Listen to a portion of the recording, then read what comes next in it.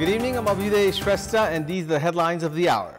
Ruling party CPN-UML expresses dissatisfaction on the budget at the parliament, criticizes saying previous programs were not adopted. Opposition says the budget is unbalanced. Government indifferent towards the public seeking justice, neglects ongoing protests by victims of cooperatives fraud and by those demanding for the conservation of the Chure region. Delhi Chief Minister Arvind Kejriwal surrenders before the Tihar jail authorities after the 21-day interim bail granted by the Supreme Court expires. And Nepali football team announced for the FIFA World Cup qualifiers. ANFA announces squad to play against UAE and Yemen in the World Cup and Asia Cup qualifiers. Alliance regarding the budget announced for the upcoming fiscal year. A day after CPN-UML chair KP Sharma Oli said at the party's parliamentary party meeting that the budget announced for the upcoming fiscal year had prioritized the agendas of CPN Maoist Center, the largest party of the ruling alliance officially expressed its dissatisfaction regarding the budget at the parliament today.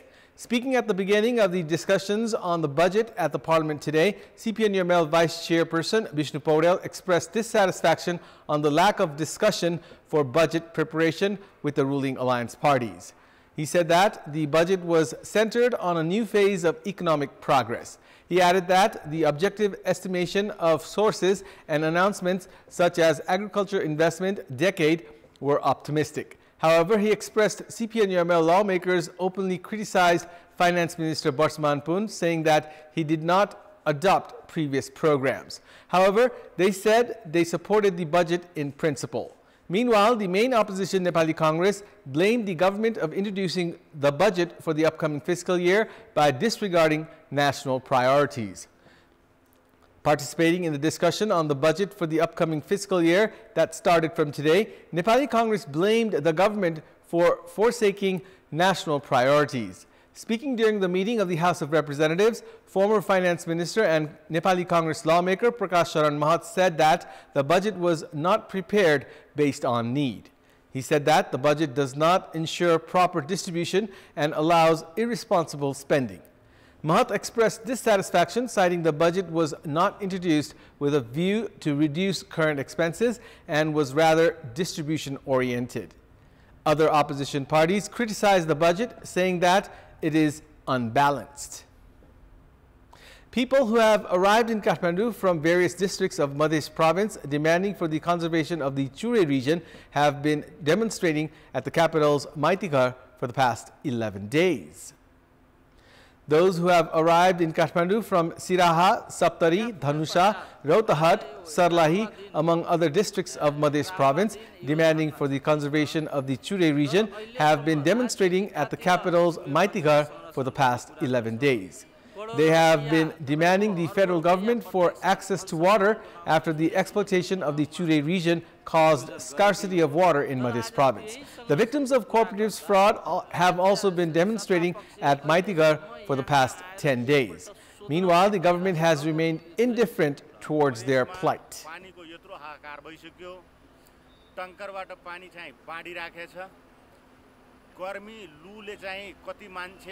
The Parliament Probe Committee formed to investigate cooperatives fraud has not been able to begin works, even after almost a week of its formation.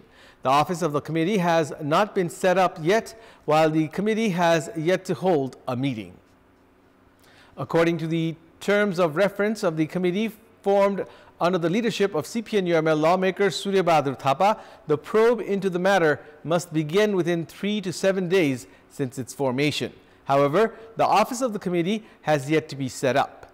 Members of the committee have said that the Speaker has been informed about required staff and the office, and that unofficial discussions between the members of the committee are underway.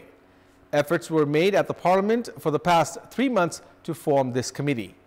Major parties had reached an agreement to form the Parliamentary Probe Committee after the main opposition, Nepali Congress, continued Parliament obstruction, demanding to investigate Deputy Prime Minister and Home Minister Ravi Lamichhane, who has been alleged of involvement in embezzling depositors' money in cooperatives.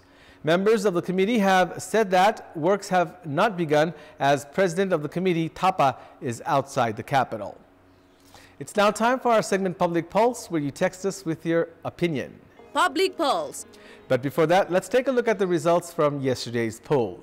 Yesterday, we had asked you, why did ruling party CPN-UML chairperson KP Sharma Oli think that the budget was centered on CPN Maoist Center? 35% voted for A, not receiving budget as demanded, 53% for B, strategy to pile pressure, and 12% for C, budget set aside for former combatants. And here's today's question. What's your take on the Parliamentary Probe Committee not being able to initiate its work even after a week of its formation? Your options are A, lack of interest by the ruling alliance, B, ploy to confuse, and C, preparations underway. The voting is on. Type NEWS, select your option A, B, or C, and send it to 34001 to share your opinion with us. The Supreme Court today issued an interim order not to implement the order of Deputy Prime Minister and Home Minister Ravi Lamichhane directing traffic police to deploy traffic rule violators for traffic management. The single bench of Justice Til Prasad Shrestha issued an interim order not to implement the ministerial level decision. Last week, the Kathmandu Valley Traffic Police Office began deploying individuals who were booked for traffic rules violations, including drinking and driving, as volunteers. Home Minister Lamichhane also announced on social media last Tuesday that women traffic officials would receive 4 days menstrual leave, and those booked for violating traffic rules would be deployed as volunteers in their replacement. The Supreme Court was responding to a writ petition filed by 7 youths who alleged that the Home Ministry's order violated citizens' right to live with dignity and move freely. The petitioners argued the decision mocked the rule of law, breached the principles of natural justice, and violated the principles of fundamental rights enshrined in the Constitution of Nepal. The European Union has sent a letter to Prime Minister Pushpakamal Dahal expressing concern on the vindictive interference by the government on Kantipur Media Group. The European Union has drawn the government's attention, citing the arrest of Kantipur Media Group's chairperson Kailash Siroya has raised question on the country's commitment towards people's rights and freedom of press, and said that it has posed threat to the country's pride.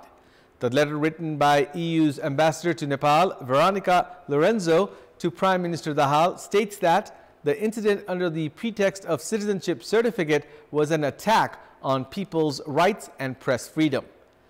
The European Union expressed confidence, saying that Premier Dahal, as the top executive head of the country, would play his role on the matter. Kantipur Media Group Chair Siroya was arrested on 21st of May last month in the pretext of issues related to his citizenship certificate without conducting general investigation or collecting evidences. He was later released on the 9th day of his arrest on the condition that he appears before the police when summoned. His arrest drew nationwide as well as international condemnation, terming it as an attack on democracy and an interference of freedom of press. The government has declared the agriculture investment decade. In this context, in our Public Voice segment today, we have asked people in several provinces regarding ways to increase investment in the sector. Let's take a look at what they had to say.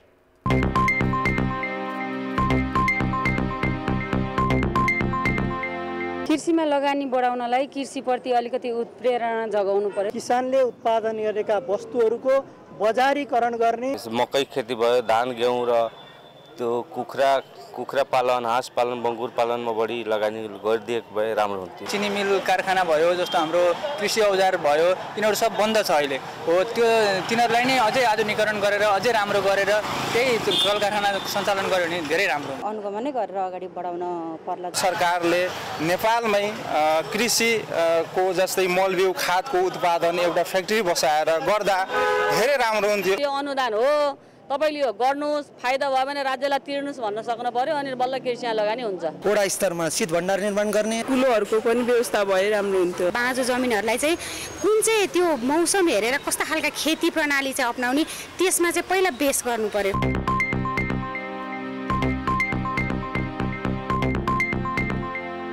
It's time now for the international updates.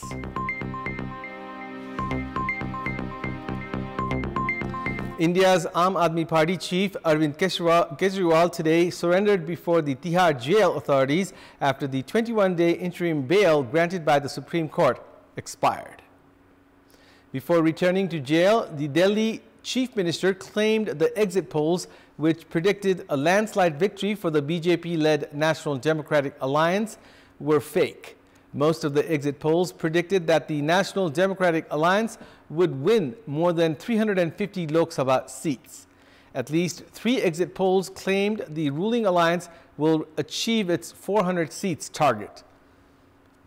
Kejriwal was arrested by the Enforcement Directorate on 21st of March in connection with the Delhi liquor policy case. Last month, the Supreme Court granted him interim bail to allow him to campaign for the Lok Sabha elections. Earlier this week, the Supreme Court's office refused to entertain Kejriwal's plea seeking an extension of his interim bail. A local court also declined to provide him relief, posting the hearing of his regular bail plea to 5th of June. Kejriwal today alleged that he was sent to jail because he raised his voice against dictatorship. China says its uncrewed spacecraft has successfully landed on the far side of the moon, an unexplored place almost no one tries to go to. The China National Space Administration said the Chang'e 6 touched down in the South Pole Aitken Basin at 6:23 a.m. Beijing time. Launched on 3rd of May, the mission aims to collect precious rock and soil from this region for the first time in history. The probe could extract some of the moon's oldest rocks from a huge crater on its south pole. The landing was fraught with risks because it is very difficult to communicate with spacecraft once they reach the far side of the moon. The China National Space Administration said the landers should spend up to 3 days gathering materials from the surface in an operation that would involve many engineering innovations, high risks, and great difficulty. According to the China National Space Administration, the mission aims to collect about 2 kilograms of material using a drill and mechanical arm. The South Pole Aitken Basin, an impact crater, is one of the largest known in the solar system. Professor Pernette Fisher says from there, the probe could gather material that came from deep inside the lunar mantle, the inner core of the moon. The moon's south pole is the next frontier in lunar missions. Countries are keen to understand the region because there is a good chance it has ice. Access to water would significantly boost the chances of successfully establishing a human base on the moon for scientific research. If the mission succeeds, the spacecraft will return to Earth with the precious samples on board a special return capsule. In 2020, Chang'e 5 brought back 1.7 kilograms of material from an area called Oceanus Polycellarium on the moon's near side. It's time now for another short break. We'll be right back. Sports news. The Nepali football team has been announced for the FIFA World Cup qualifiers. All Nepal Football Association announced the squad under the captaincy of Kiran Chemjong to play against UAE and Yemen in the World Cup and Asia Cup qualifiers. Goalkeepers Abhishek Baral and Bishal Sunar have made it into the team. Likewise, defenders Ananta Tamang, Bimal Pandey, Bishal Basnet, Thiring Lama, Rohit Chand, Shani Shrestha, and Saubhagya Rai have been selected. Midfielders Bharat Khawas, Lekin Limbu, Manikumar Lama, Manish Dangi, Sumit Shrestha, Basanta Jimba, and Anish Rai have also made the team. Likewise, Gillespie Jung Karki, Hisub Thapalia, Sanjeev Bishta, and Ashish Babu Chaudhary have been included in the forward lineup. Nepal have already suffered 4 losses in the World Cup qualifiers. Nepal were thumped 4-0 by United Arab Emirates, suffered a 2-0 defeat against Yemen and a 5-0 drubbing by Bahrain in the first leg, and were thumped 3-0 in the second leg.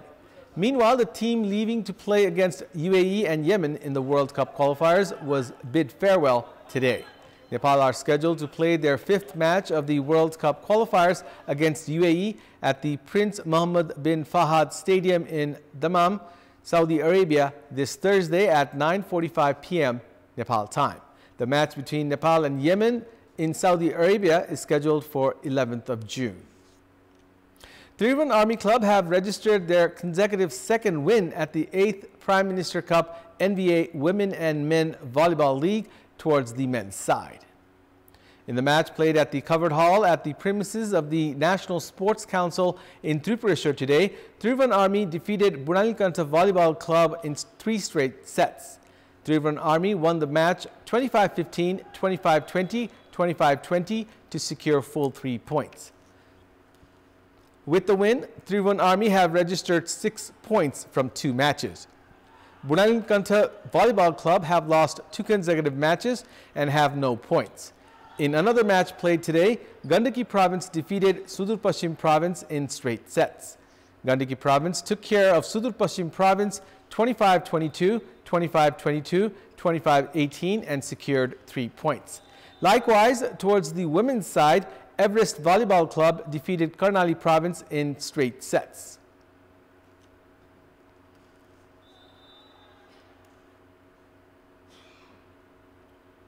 Papua New Guinea have given West Indies a victory target of 137 runs in the 2nd match of the ongoing ICC World Cup. In the match being played at the Providence Stadium in Guyana, Papua New Guinea managed to post 136 runs in the allotted 20 overs, losing 8 wickets.